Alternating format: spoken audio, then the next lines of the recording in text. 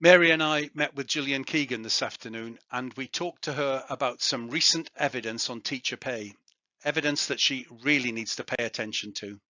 For example, we talked about the report from the Institute of Fiscal Studies by Luke Sibieta, which came out in January. Luke compares pay with prices, and it shows, teacher pay has declined by 13%, he says, since 2010. He uses CPI. If you use RPI, which we use, it's an even bigger decline, but more relevant to the argument I'm making now. He says that while teacher pay has declined by 13%, average earnings in the economy have gone up by 2%. Teacher pay down 13%, average earnings in the economy up 2%.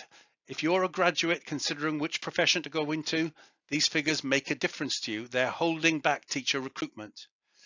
Public First, which is generally regarded as a right of centre think tank, they say that in their report from December that teachers and social workers have suffered most from the lost decade of pay growth. They say that also applies to support staff in our schools. They quote some particular figures. They say that in 2010, when the government was elected, the median worker in education saw a salary comparable to those in professional services. By 2021, that had fallen 15% behind salaries in professional services. That fall relative to other groups explains the problem with recruitment and retention, at least in part. The Sunday Times carries a graph which says the same thing. These lines all represent the groups that are currently in dispute. The very bottom line, the group that has suffered most, is teachers on the Sunday Times graph. We gave the Financial Times some of our data, and they reported this. This graph shows teacher pay varying with the average pay in the economy. Now, teachers are paid more than average. You'd expect them to be as graduates and postgraduate. And this is quite a long-term graph, and it shows that over a period, there's an oscillation.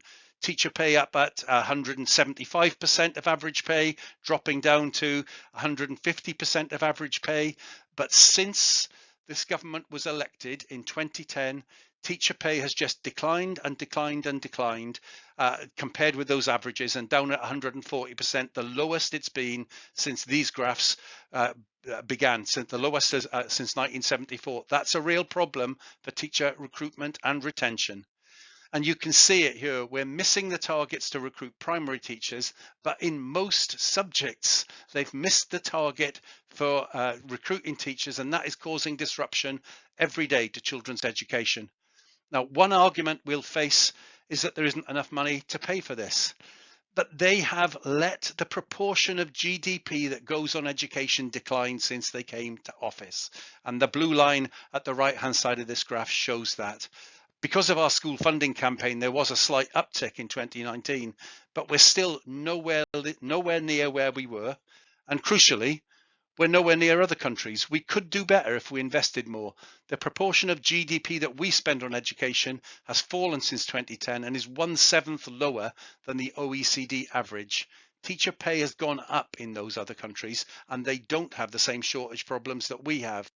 That's why the NFER, another reputable body, the National Foundation for Education Research, says the DFE pay proposals are not enough to tackle teacher recruitment and retention. This is the evidence we presented to Gillian Keegan this afternoon. We say to her, she has to pay up on teacher pay, on support staff pay, and on funding for our schools if we're going to cope with the problems facing our schools. Thank you very much.